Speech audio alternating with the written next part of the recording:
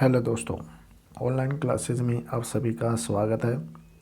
दोस्तों, आज हम नवलोक प्रशासन के उदय में महत्वपूर्ण भूमिका निभाने वाले को इसके बारे में अध्ययन करेंगे।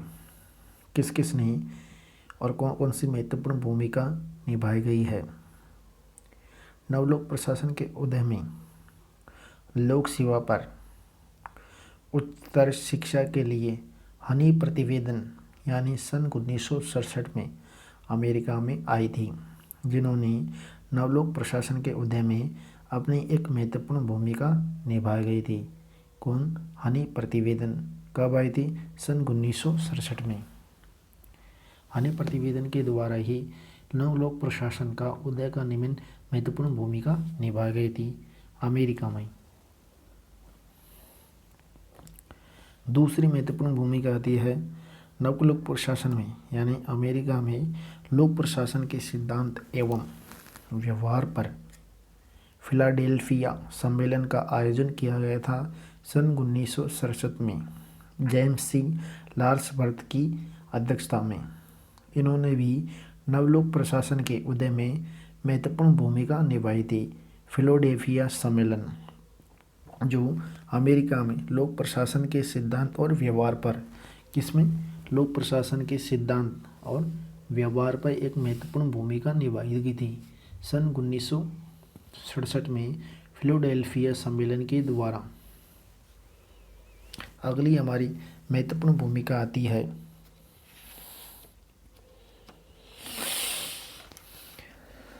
फिलाडेल्फिया की अध्यक्षता में इस सम्मेलन का आयोजन किया गया था। कब? नवलोक प्रशासन के यानी फिलाडेल्फिया के द्वारा सन 1968 में जेम्स सी चार्ल्स की अध्यक्षता में। अगली महत्वपूर्ण भूमिका है अमेरिका में मिन्नो-ब्रुक सम्मेलन फर्स्ट 1968 के ड्वाइट वाल्डो की अध्यक्षता में, यानी न्यू पब्लिक एडमिनिस्ट्रेशन का जन्म का कारण माना जाता है। यानी नवलोक प्रशासन का जन्म का कारण मिन्नो-ब्रुक सम्मेलन फर्स्ट 1960 के दशक से लेकर 1968 में ड्वाइट वाल्डो की अध्यक्षता में उसे जन्म का कारण माना जाता है, जो एक महत्वपूर्ण भूमिका निभाई थी। क्या निभाई थी? एक महत्वपूर्ण भूमिका निभाई थी।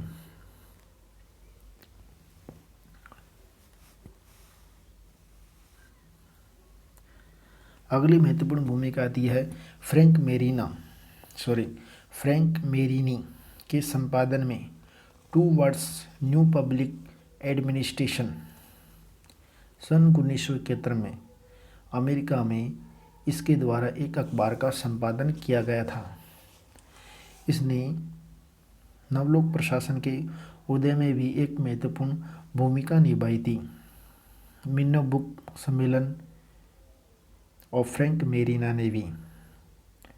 अगली महत्वपूर्ण भूमिका आती है public administration in the time of turbulence. ये सन 1971 में इसका संपादन किया गया था ड्वाइट वाल्डो की अध्यक्षता में, यानी फ्रैंक मेरिनो ने भी एक संपादन किया था टूवर्ड्स न्यू पब्लिक एडमिनिस्ट्रेशन सन 1971 में, और 1971 में ही ड्वाइट वाल्डो की अध्यक्षता में भी public administration in the time of turbulence इसका भी संपादन किया गया था। ये थी नवलोक प्रशासन के उदय में महत्वपूर्ण भूमिका। अब हमारी अगली हेडिंग आती है नवलोक प्रशासन के प्रति, यानी नवलोक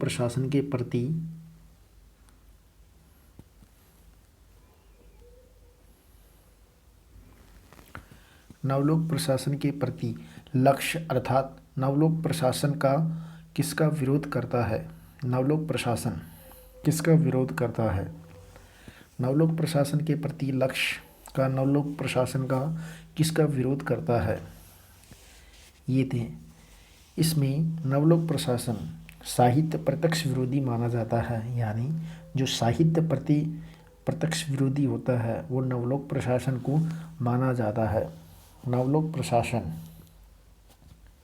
नवलोक प्रशासन के प्रति साहित्य प्रत्यक्ष विरोधी माना जाता है और तकनीकवाद का विरोध भी करता है। नवलोक प्रशासन के प्रति लक्ष्य अर्थात नवलोक प्रशासन किसका विरोध करता है? नवलोक प्रशासन साहित्य प्रत्यक्ष का भी विरोध करता है। नवलोक प्रत्यक्ष यानी नवलोक प्रशासन साहित्य प्रत्यक्ष विरोध तकनीकवाद का भी विरोध करता है। नवलोक प्रशासन यह नौकरशाही तथा उच्चानी चक्रम यानी पद सोपान का भी विरोध करता है। किसका? पद सोपान का भी विरोध करता है। यानी नौकरशाही तथा या उच्चानी ये जो पद सोपान होते हैं उनका भी नवलोक प्रशासन विरोध करता है, तकनीकवाद का भी करता है और साहित्य का भी विरोध करता है। अब आती है नवलोक प्रशासन की विशेषताएं। नवलोक प्रशासन की कौन कौन सी विशेषताएं हैं? हमारी अगली हेडिंग है नवलोक प्रशासन की विशेषताएं।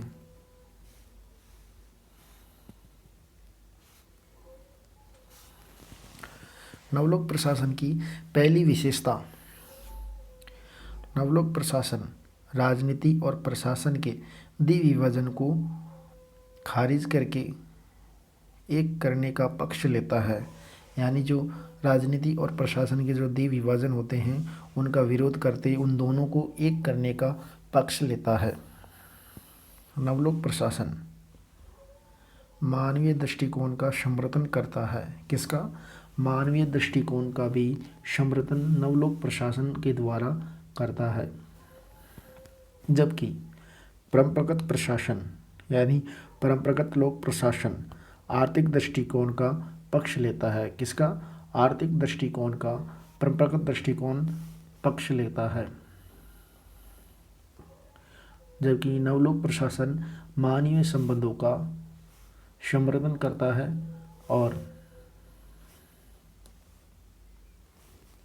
परंपरागत प्रशासन यानी परंपरागत लोक प्रशासन आर्थिक दृष्टिकोण का पक्ष लेता है। अब अगली विशेषताएं नवलोक प्रशासन की। नवलोक प्रशासन लोक प्रशासन के मूल्यहीन दृष्टिकोण को नकारता है। यानी नवलोक प्रशासन लोक प्रशासन के जो मूल्यहीन दृष्टिकोण होते हैं उनको विरोध करता है या नकारता है। हमारी चौथी विशेषता है नवलोक प्रशासन की। नवलोक प्रशासन प्रशासन को गतिशील मानता है। यानी नवलोक प्रशासन होता है वो प्रशासन को गतिशील मानता है। क्या मानता है? गतिशील मानता है। नवलोक प्रशासन प्रशासन को गतिशील मानता है। क्या मानता है? गतिशील मानता है। अब आता है हमारा पांचवी विशेषताएं। नवलोक प्रशासन की पांचवी विशेषताएं। नवलोक प्रशासन ग्राहक केंद्रित प्रशासन है। यानी कंज्यूमर केंद्रित प्रशासन भी माना जाता है। नवलोक प्रशासन की छठी विशेषताएं।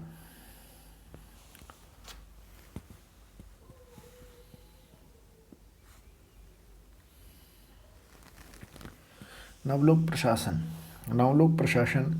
ग्राहक केंद्रित प्रशासन होता है। क्या होता है?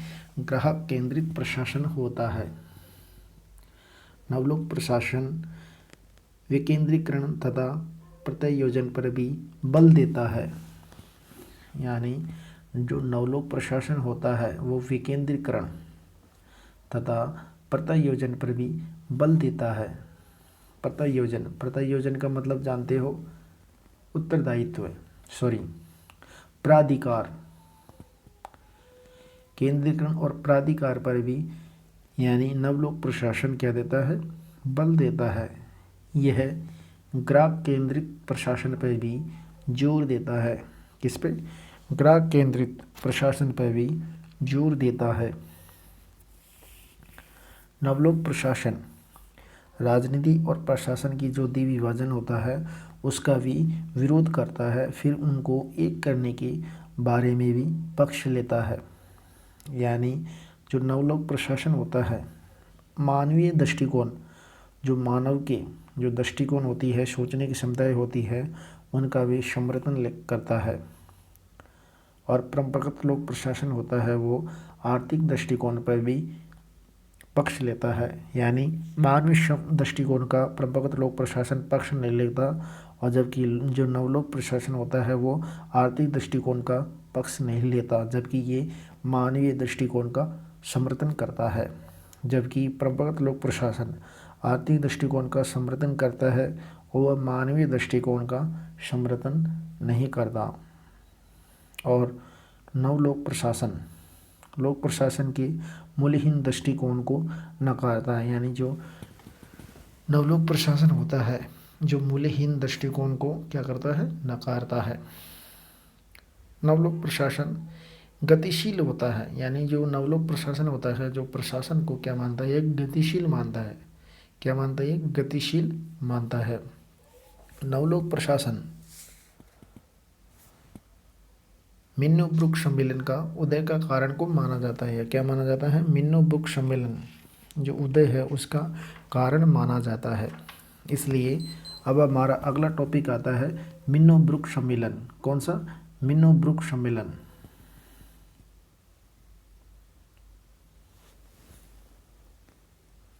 मिन्नो ब्रुक सम्मेलन, मिन्नो ब्रुक सम्मेलन के बारे में हमने आपको पहले भी बता चुके हैं, यानी मिन्नो ब्रुक सम्मेलन अब तक 3 हो चुके हैं। कितने, अब तक मिन्नो ब्रुक सम्मेलन का आयोजन 3 बार किया जा चुका है, और प्रत्येक मिन्नो ब्रुक सम्मेलन में 20-20 साल का अंतर रहा है, यानी अंतराल रहा है। कितना, प्रत्येक मिन्नो ब्रुक सम्मेलन में 20-20 साल का अंतराल रहा है, और अब तक यानी 3 मिन्नो ब्रुक सम्मेलन किया जा चुके हैं। कितने, 3 मिन्नो ब्रुक सम्मेलन किए जा चुके हैं, और ये अमेरिका में किया गया है। मिन्नो ब्रुक सम्मेलन का आयोजन कहाँ पे किया गया है, अमेरिका में किया गया है। मिन्नो ब्रुक सम्मेलन का आयोजन अमेरिका में मिन्नो ब्रुक नामक स्थान पर किया था। कहाँ पे, मिन्नो ब्रुक नामक स्थान पर किया गया है। इसलिए सबसे पहले मिन्नो ब्रुक सम्मेलन, यानी पहला मिन्नो ब्रुक सम्मेलन, पहला मिन्नो ब्रुक सम्मेलन कौन सा है, पहला मिन्नो ब्रुक सम्मेलन सन 1968 में अमेरिका में मिन्नो ब्रुक नामक स्थान पर किया गया था। यानी पहला मिन्नो ब्रुक सम्मेलन अमेरिका में सन 1968 में मिन्नो ब्रुक नामक स्थान पर किया गया था, और इस मिन्नो ब्रुक सम्मेलन की अध्यक्षता ड्वाइट वाल्डो के द्वारा की गई थी। किसके द्वारा, ड्वाइट वाल्डो के द्वारा इस मिन्नो ब्रुक सम्मेलन की अध्यक्षता की गई थी।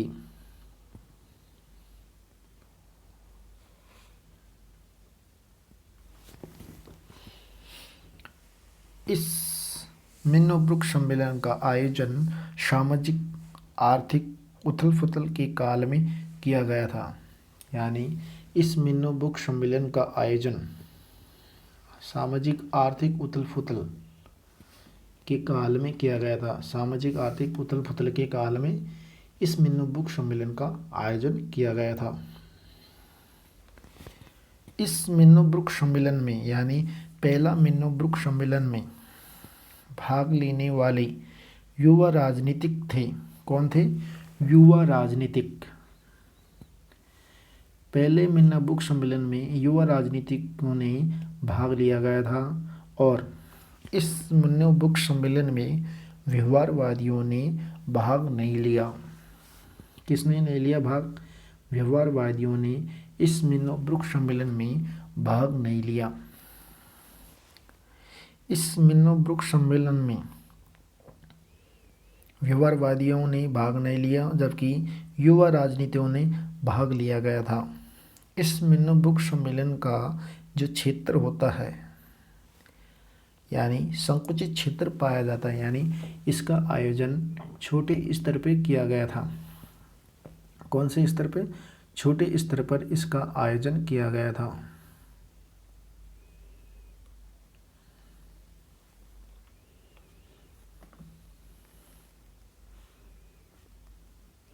मिनो बुक सम्मेलन सामाजिक आर्थिक उथल पुथल के काल में किया गया था और सामाजिक व्यवहारवादियों ने इस सम्मेलन में आलोचक थे। यानी पहला मिनो बुक सम्मेलन का आलोचक सामाजिक व्यवहारवादी माने जाते हैं। कौन है? सामाजिक व्यवहारवादी इसके आलोचक थे।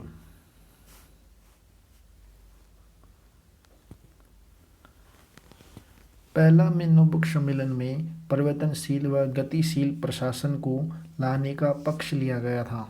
क्या लिया गया था? सम्मेलन को लाने का पक्ष लिया गया था, यानी परिवर्तनशील और गतिशील प्रशासन को लाने का पक्ष लिया गया था। कौन से? पहला मिनो बुक सम्मेलन में। उसके बाद हमारा आता है दूसरा मिनो बुक सम्मेलन। दूसरा मिनो बुक सम्मेलन आता है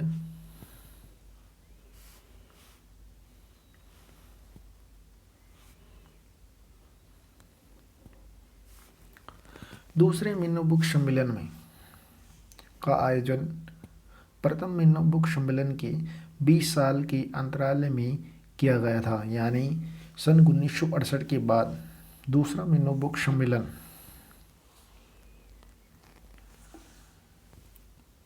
सन 1988 में अमेरिका में इसका आयोजन किया गया था। कहाँ पे किया गया था? अमेरिका में इसका आयोजन किया गया था। पहले मिनो बुक सम्मेलन के 20 साल बाद द्वितीय मिनो बुक सम्मेलन का आयोजन अमेरिका में किया गया था और इसी सम्मेलन का आयोजन सन 1988 में किया था। द्वितीय मिनो बुक सम्मेलन का आयोजन जॉर्ज फ्रेडरिक्स की अध्यक्षता में किया गया था। यानी उस समय जॉर्ज फ्रेडरिक था, उसकी अध्यक्षता में द्वितीय मिनो बुक सम्मेलन सन 1988 में अमेरिका में किया गया था। द्वितीय मिनो बुक सम्मेलन का जो विषय होता है, यानी आयोजन का विषय आर्थिक सुधारों के दौरान किया गया था। यानी इसका जो आयोजन होता है वो आर्थिक सुधारों के दौरान मिनो बुक सम्मेलन का आयोजन किया था।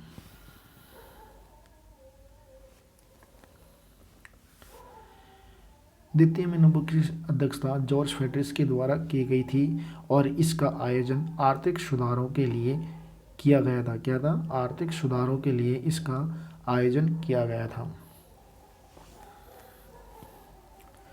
द्वितीय मिनो बुक सम्मेलन में राजनीतिक, अर्थशास्त्री, व्यवहारवादी और समाजशास्त्री तथा विधि विशेषज्ञ आदि विद्वानों ने भी इसमें भाग लिया गया था। क्या लिया? भाग लिया गया था। यानी द्वितीय मिनो बुक सम्मेलन में विधि विशेषज्ञ, समाजशास्त्री, व्यवहारवादी और अर्थशास्त्री व राजनीतिक विद्वानों ने भी इसी सम्मेलन में भाग लिया गया था। इसलिए इस सम्मेलन का जो क्षेत्र होता है वो विस्तृत था, समग्र था और व्यापक रूप में था। यानी इसमें सामाजिक व्यवहारवादियों ने भी भाग लिया था। इसी सम्मेलन में सामाजिक व्यवहारवादियों ने का इसमें भाग लिया या पक्ष लिया। क्या लिया था? पक्ष लिया गया था और इसका जो क्षेत्र होता है वो विस्तृत था, व्यापक, समग्र माना जाता है और इसमें भाग लेने वाले व्यवहारवादियों ने भी पक्ष लिया गया था। अब आता है हमारा तीसरा मिनो बुक सम्मेलन। तीसरा मिनो बुक सम्मेलन तीसरा मिनो बुक सम्मेलन इसका आयोजन प्रथम मिनो बुक के 40 साल बाद और द्वितीय मिनो बुक के 20 साल बाद इसका आयोजन किया गया था। इसका आयोजन 2008 में किया गया था। तीसरा मिनो बुक सम्मेलन का आयोजन अमेरिका में किया गया था। तीसरा मिनो बुक सम्मेलन की अध्यक्षता रोजमेरी ओलरी के द्वारा की गई थी। यानी इसके द्वारा रोजमेरी ओलरी के द्वारा इसकी अध्यक्षता की गई थी। तीसरा मिनो बुक सम्मेलन की अध्यक्षता रोजमेरी ओलरी के द्वारा की गई है और ये प्रथम मिनोबुक सम्मेलन के 40 साल बाद इसका आयोजन किया गया था और द्वितीय मिनोबुक सम्मेलन का 20 साल बाद इसका आयोजन था। तृतीय मिनोबुक सम्मेलन में विषय वस्तु को लोक प्रशासन के क्षेत्र प्रशासन के बारे में जानकारी प्राप्त करना होता है, यानी इसका विषय जो विषय वस्तु होती है उसके बारे में लोक प्रशासन के बारे में जानकारी प्राप्त करने का होता है। यानी इस सम्मेलन की जो विषय वस्तु लोक प्रशासन के क्षेत्र प्रशासन के बारे में यानी क्षेत्रीय प्रशासन के बारे में जानकारी प्राप्त करना, इस तीसरे मिनोबुक सम्मेलन का गठन था। सन 2008 में इसका आयोजन अमेरिका में किया गया था, रोजमेरी ओलरी की अध्यक्षता में। और दोस्तों आज हमारा यहाँ पे फर्स्ट टॉपिक समाप्त होता है और आपने हमारे चैनल को सब्सक्राइब नहीं किया तो सब्सक्राइब कीजिए। नमस्कार।